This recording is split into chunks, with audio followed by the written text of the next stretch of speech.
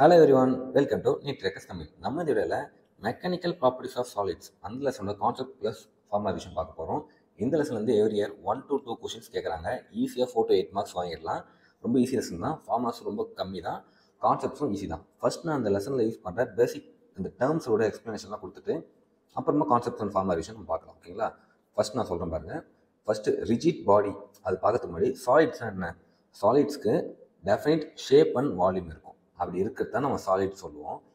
அதில் rigid body அப்படின்னா என்னென்னா, a body which does not get deformed by any external force. Like நம்ம வீட்டில் செவரு இருக்குல்ல, வால், அதில் போய் நம்ம ஒரு ப்ரெஷர் கொடுக்குறோம், அதில் ஏதாவது ஷேப் மாறுமா? ஒன்றும் அது நல்லா சாலிடாக ஸ்ட்ராங்காக இருக்கும்ல, அதுதான் ஒரு ரிஜிட் பாடி. அதுவே நீங்கள் ஒரு தெர்மோகோல் இருக்குது, தெர்மோகோலில் வந்து நீங்கள் ப்ரெஷர் அப்ளை பண்ணுங்க, என்ன ஆகும்? பெண்ட் ஆகி பிரேக் ஆகிடும். ஸோ அது நாட் இஸ் ரிஜிட் பாடி. அப்படி ரியாலிட்டியில் பார்த்தோன்னா there is no perfectly rigid body. ஓகேங்களா? அப்போ நான் வாழை சொன்ன எக்ஸாம்பிள் அது பர்ஃபெக்ட் ரிஜிட் பாடி இல்லைன்னா நம்மளோட ஃபோர்ஸ் தான் ரொம்ப கம்மியாக இருக்கும். அதுவே ஒரு இப்போ ஜேசிபி வச்சு வந்து அங்கே புஷ் பண்ணும்போது என்ன ஆகும்? வால் பிரேக் ஆகிடும். ஸோ அப்போ அது வந்து ஒரு பர்ஃபெக்ட் ரிஜிட் பாடி கிடையாது. ஓகேங்களா? இப்போ பாருங்கள், இந்த எக்ஸ்டர்னல் ஃபோர்ஸ் அப்படின்னா என்னென்னா, இதுதான் ஒரு ஸ்கொயர்னு வைங்க. இங்கே நான் ஒரு ஃபோர்ஸ் தரேன், சம் நியூட்டன். ஃபோர்ஸ் கொடுத்ததுக்கப்புறம் அந்த ஷேப் வந்து இந்தமாதிரி ஆகிடுது.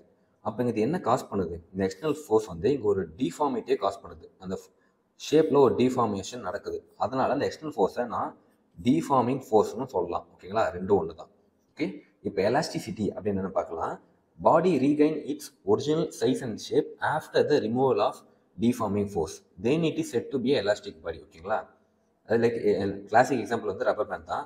ரப்பர் பேண்ட் இப்படி இருக்கும், நம்ம ஃபிங்கரை வச்சு இதை இழுக்கிறோம், அப்போ நம்ம நல்லா எலாஸ்டிக்காக நல்லா எலாங்கேட் ஆகும். அப்புறம் நம்ம விட்டதுக்கு அப்புறமா அது ஒரிஜினல் ஷேப் அண்ட் சைஸ்க்கே வந்துடும். அதுதான் எலாஸ்டிக் பாடின்னு சொல்லுவாங்க. அந்த ப்ராப்பர்ட்டி பேர் வந்து எலாஸ்டிசிட்டி. ஓகேங்களா? அப்புறம் பிளாஸ்டிசிட்டி அப்படின்னு என்னென்னா, the body does not regain its original shape and size. ஓகேங்களா? Even after the removal of deforming force, it is said to be plastic body. அந்த ப்ராப்பர்ட்டியை பிளாஸ்டிசிட்டின்னு சொல்லுவோம். எக்ஸாம்பிள் என்னன்னா, சப்பாத்தி மாவு இருக்குல்ல, மைதா மாவு இல்லை ரொட்டிக்கு நம்ம ரோல் பண்ணதுக்கப்புறம் நம்ம தம்பு வச்சு ப்ரெஷர் கொடுத்தா அது என்ன ஆகும்? ரவுண்டாக இருக்கிறது வந்து ஃப்ளாட் ஆகிடும். ஓகேங்களா? நம்ம தம்பு தான் இதில் வந்து டிஃபார்மிங் ஃபோர்ஸ், நம்ம தர ஃபோர்ஸு. நம்ம தம்பு எடுத்ததுக்கு அப்புறமும் அந்த ஷேப் வந்து இப்படி தான் இருக்கும். ஓகேங்களா? திரும்பவும் அந்த ஸ்பெரிக்கலாக ரவுண்ட் ஷேப்புக்கு வராது. அதுதான் பிளாஸ்டிசிட்டி அப்படின்னுவாங்க. ஓகேங்களா? ஸ்ட்ரெச்சிங் எ பீஸ் ஆஃப் சீவிங்கம், அதுவும் எக்ஸாம்பிள் தான். சீவிங்கம் ஸ்ட்ரெச் பண்ணால் திரும்ப அந்த ஷேப்புக்கு வராது. ஓகேங்களா? பர்ஃபெக்ட்லி பிளாஸ்டிக் பாடி அப்படின்னு என்னென்னு பார்த்தீங்கன்னா, body does not show any tendency to regain its size. நீங்கள் நல்லா நோட் பண்ணிங்கன்னா, அந்த சப்பாத்தி மாவை கூட நீங்கள் லைட்டாக ப்ரெஸ் பண்ணி கையெடுத்ததுக்கப்புறம் வெரி மைன்யூட்டாக அந்த ஒரிஜினல் ஷேப்புக்கு வர ட்ரை பண்ணும், லைட்டாக அது வர பார்க்கும். ஆனால் அந்த பர்ஃபெக்ட்லி எலாஸ்டிக் பாடி வந்து பார்த்தீங்கன்னா கொஞ்சம் கூட அந்த டெண்டன்சியை காட்டாது to regain it's original shape and size. Example மட் அண்ட் இந்த பட்டி. நிறைய கிராமத்துலாம் பார்த்துருப்பீங்க, இந்த மாட்டு சாணத்தை வந்து சவுத்தில் தட்டி அடி வைப்பாங்க. நல்லா விட்டு அடித்தாங்கன்னா போய் டக்குன்னு பேஸ்ட் ஆகிடும். அப்படியே அது நல்லா ஒட்டிக்கும் ஸ்டிக்கர் மாதிரி. கொஞ்சம் கூட அது திரும்ப கீழே விழவோ இல்லை ரவுண்டாக ஆகவோ ட்ரை பண்ணாது. அது ஒரு நியர்லி பிளாஸ்டிக், பர்ஃபெக்ட்லி பிளாஸ்டிக் பாடிக்கான எக்ஸாம்பிள் தான். ஓகேங்களா? இதுதான் டெஃபினேஷன்ஸ் பார்த்தாச்சு. இப்போ ஸ்ட்ரெஸ் அப்படின்னு நம்ம பார்க்கலாம். லெசன் ஃபுல்லாகவே ஸ்ட்ரெஸ்ஸு ஸ்ட்ரெயின் அதை இன்வால்வ் பண்ணி தான் ஃபார்முலாஸ் வரும். ஈஸி தான். ஸ்ட்ரெஸ்னால் ஒன்றும் இல்லைங்க. ஓகே, நமக்கு ஃபிசியாலஜிக்காக இருக்க அந்த ஸ்ட்ரெஸ் இல்லை. இது வந்து பார்த்தீங்கன்னா ஃபோர்ஸ் பை ஏரியா. ஒரு ஏரியா இருக்குது, ஒரு டேபிள் இருக்குன்னு வைங்க. டேபிள், அந்த டேபிள் மேலே நீங்கள் பாம்பு வச்சு ப்ரெஷர் கொடுக்குறீங்க. ஓகேங்களா? அந்த ப்ரெஷர் கொடுத்தா என்ன ஆகும்? டேபிள் கீழே ஏதாவது இந்த மாதிரி ஹேண்டில்ஸ் இருந்துச்சுன்னா லைட்டாக மூவ் ஆக நீங்கள் பார்ப்பீங்க. ஏன்? நம்ம ஃபோர்ஸ் கொடுத்து அங்கே ஒரு ஸ்ட்ரெஸ்ஸை க்ரியேட் பண்ணுறோம். ஓகேங்களா? அதனால தான் ஷேப் மாறுது. ஃபோர்ஸ் பை ஏரியா, அந்த ஃபோர்ஸை எந்த ஏரியாவில் கொடுக்குறோம் அதுதான் ஃபார்முலா, ஃபோர்ஸ் பை ஏரியா.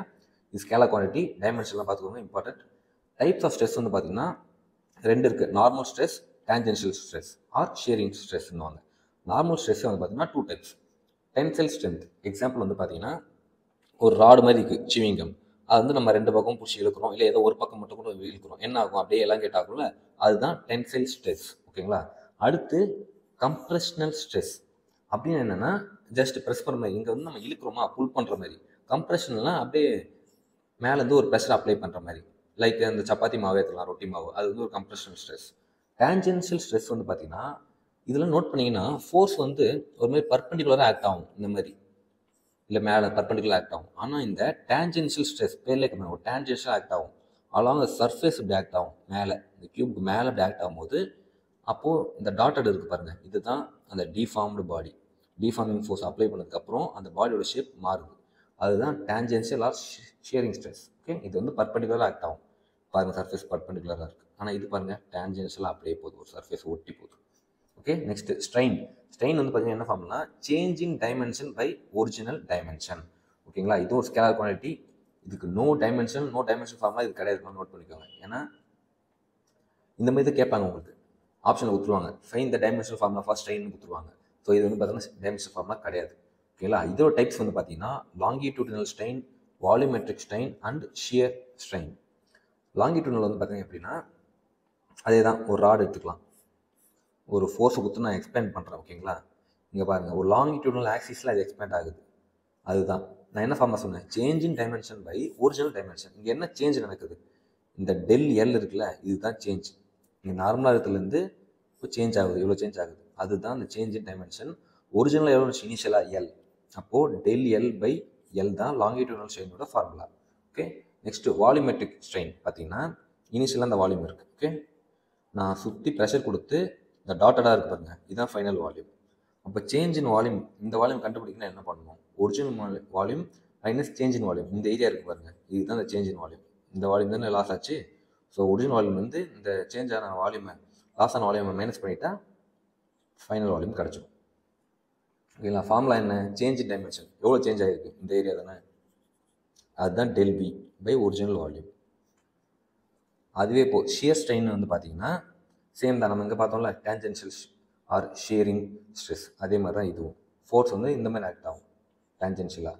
இங்கே என்ன ஃபார்முலா வந்து பார்த்தீங்கன்னா relative displacement between two parallel planes. ஓகேங்களா, by distance between that parallel planes. இங்கே என்ன போட்டிருக்கேன், எக்ஸ் பை எல். இது எக்ஸுன்றது என்னென்னா இங்கே இருக்குல்ல இந்த பாயிண்ட், இது எக்ஸு, எல்லுன்றது சைட் ஆஃப் த அந்த க்யூப், எல் எல்லாமே எல்ல தான் இருக்கும். ஓகேங்களா, அப்போனா ஏன் மேலே எக்ஸ் போட்டு கேட்டிங்கன்னா relative displacement between two parallel planes. என்ன சொல்கிறாங்க, இங்கே ஒரு பிளேன்ஸ் இருக்குது, இப்படி தானே இருக்குது, அது வந்து இப்போ இந்த பக்கம் மூவ் ஆகிடுச்சு, இந்த ப்ளூ டாட்டட் லைன்ஸ் இருக்குது பாருங்கள், மூவ் ஆகிருக்கு. அப்போ டிஸ்பிளேஸ்மெண்ட் எவ்வளோ இருக்குது, ரெண்டு பிளேன் நடுவில் பார்த்தீங்கன்னா எக்ஸ். அப்புறம் டிஸ்டன்ஸ் பிட்வீன் பேரலல் பிளேன்ஸ் வந்து பார்த்தீங்கன்னா எல் தானே, எங்கே எடுத்தாலும் அதனால் எல். இது வந்து பார்த்தீங்கன்னா நீங்கள் டீட்டா வச்சு நீங்கள் கண்டுபிடிக்கலாம். இப்போ இந்த இது வந்து நான் டீட்டான்னு வச்சுக்கோன்னா, இது ஒரு ட்ரையாங்கிள் மாதிரி கணக்கு எடுத்துக்கிறேன். ட்ரையாங்கிள் கேட்டால் டீட்டாக்கு என்ன, ஆப்போசிட் பை அட்ஜசன்ட்டா, அப்போனா ஆப்போசிட் பை அட்ஜசன்ட் என்ன, எக்ஸ் பை எல். ஓகே, இப்போ நம்ம பார்க்க போகிறது ரொம்பவே இம்பார்ட்டன்ட் ஹூக்ஸ்லாம். இது வந்து பார்த்தீங்கன்னா என்ன சொல்கிறாங்கன்னா stress directly proportional to strain அப்படின்னு சொல்லி ஒரு கான்ஸ்டன்ட்டை வச்சு இந்த ஃபார்முலா கொண்டு வந்திருப்பாங்க. அதாவது ஸ்ட்ரெஸ் பை ஸ்ட்ரெயின், அதான் ஹூக்ஸ்லாம். இது வந்து பார்த்தீங்கன்னா இ இருக்குல்ல, அந்த கான்ஸ்டன்ட், அது பேர் வந்து மாடுலஸ் ஆஃப் எலாஸ்டிசிட்டி. அது வந்து 3 டைப்ஸ் இருக்குது, யங்ஸ் மாடுலஸ், பல்க் மாடுலஸ், பின்னு போடலாம் இல்லை கேன்னு கூட போடுவாங்க. இந்த மாதிரி சிம்பிள் இருக்குதுங்களா, ஏன் மாதிரி போட்டு எழுதிட்டுருக்காங்க. இது வந்து ரிஜிடிட்டி, அதாவது modulus of rigidity, bulk modulus or Young's modulus அப்படின்னு சொல்லுவாங்க. இப்போது யங்ஸ் மாடுலஸ்க்கு என்ன ஃபார்முலானா, யங்ஸ் மாடுலஸ் சிம்பிள் இதுதான், ஒய் மாதிரி இருக்கும். Young's modulus is equal to force by area del L by L. ஒன்றும் இல்லை, ஃபோர்ஸ் பை ஏரியா என்ன, ஸ்ட்ரெஸ்ஸா, டெல் எல் பை எல் என்ன, ஸ்ட்ரெயினா, அதை தான் ஏவை கீழே கொண்டு வந்துட்டு எல்லாம் மேலே கொண்டு போயிருக்காங்க, அவ்வளோதான். இன் டேர்ம்ஸ் ஆஃப் ஏரியா வந்து கிராஸ் செக்ஷன் கொடுத்துருந்தாங்க, சர்க்கிள் ஆச்சுன்னா பை ஆர் ஸ்கொயர் போட்டுருங்க. Okay, next elongation of body by its own weight. அதாவது இதை நீங்கள் நிறைய ப்ராக்டிக்கலாக பார்த்துருக்கலாம். ஒரு மாவு இல்லைனா ஏதோ ஒரு ஃப்ளோர் தான், ஆக்சுவலி மாவு தான் அந்த மாதிரி ஆக்ட் ஆகும். ஒரு தொங்கொட்டா என்ன ஆகும், அது கொஞ்சம் வெயிட் ஆச்சுன்னா அதுவே கொஞ்சம் கொஞ்சமாக அப்படியே சின்னதாகி கீழே கட் ஆகும். அது ஓன் வெயிட்லேயே எலாங்கேட் ஆகும். அந்த கான்செப்ட் தான் இது. என்ன சொல்கிறாங்கன்னா இங்கே ஏதோ ஒரு பாடி, இது வந்து ஈஸியாக எலாங்கேட் ஆகுது, அது ஓன் வெயிட்டில் அந்த மாதிரி நினச்சிக்கோங்க.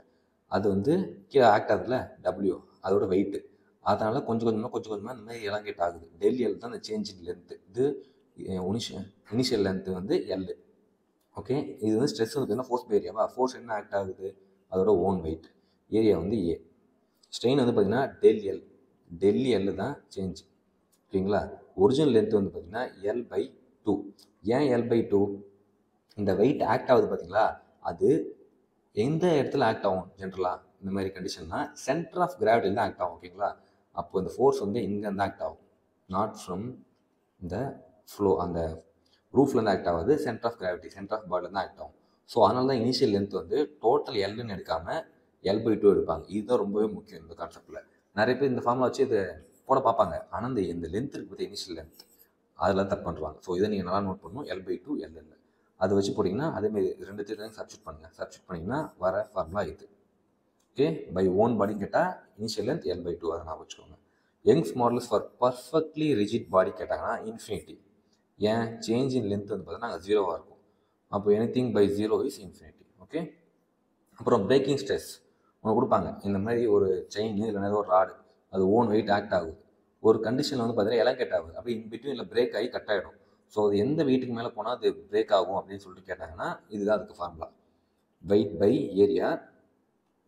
வெயிட் வந்து டெரிவேஷன்லாம் பண்ணி இன்னும் உங்களுக்கு கடைசி ஃபைனல் ஃபார்முலா வந்து பார்த்தீங்கன்னா L rho g. Okay, note பண்ணிக்கோங்க.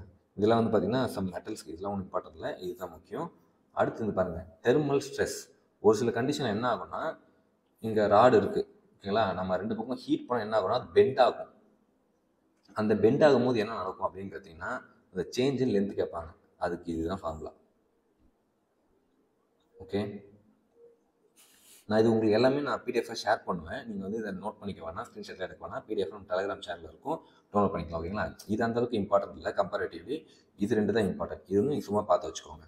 அப்புறம் கம்ப்ரெசிபிலிட்டி அப்படின்னு கேட்பாங்க சிம்பிளாக. அதுக்கு என்ன ஃபார்முலானா reciprocal of bulk modulus 1/b தான் கம்ப்ரெசிபிலிட்டி. ஓகே, அடுத்து இங்கே பாருங்கள் modulus of rigidity or shear modulus.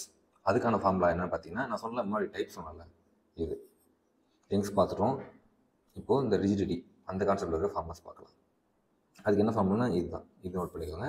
இல்லை இது இருக்கும். அதுக்கு மெயின் ஃபார்முலா என்ன, shear stress by shear strain. ஓகேங்களா, இந்த மாதிரி கொஷின்ஸ் நிறைய கேட்டதில்லை, ஆனால் நீங்கள் ஃபார்முலா நோட் பண்ணி வச்சுக்கோங்க. ஓகே, அதுக்கு டைமென்ஷனும் இருக்குது, ஃபார்முலா பார்த்துக்கோங்க. அப்புறம் எலாஸ்டிக் பொட்டன்ஷியல் எனர்ஜி இது பார்த்துக்கோங்க. என்ன ஃபார்முலானா பொட்டன்ஷியல் எனர்ஜி யூன்னு சொல்லுவோம், equal to half multiply stress multiply strain multiply volume. அதுவே சம்டைம்ஸ் கேட்பாங்க எலாஸ்டிக் எனர்ஜி டென்சிட்டி. ஓகேங்களா, டென்சிட்டினா எப்படி கண்டுபிடிப்பாங்கன்னா பை வால்யூம் வரும். ஸோ இந்த வால்யூம் இந்த பக்கம் கொண்டு வந்துட்டா எனர்ஜி பை வால்யூம் தான் டென்சிட்டி. அப்போ is equal to half stress multiply strain, அதான் டென்சிட்டினா. ஓகே, அப்போ ரிலேஷன்ஸ் இது ரொம்ப முக்கியம். இதை டேரெக்டாக கொஸ்டின்ஸ்லாம் கூட கேட்டுறாங்க நீட்டில் ப்ரீவியஸ் இயரில், வெரி இம்பார்ட்டன்ட், நோட் பண்ணிக்கோங்க. Relation between the Young's modulus, bulk modulus, அப்புறம் ஷியர் மாடுலஸ் அதெல்லாம் கேட்பாங்க. இந்த 4 ஃபார்முலாவும் நீங்கள் மெமரைஸ் பண்ணிக்கிறது நல்லது.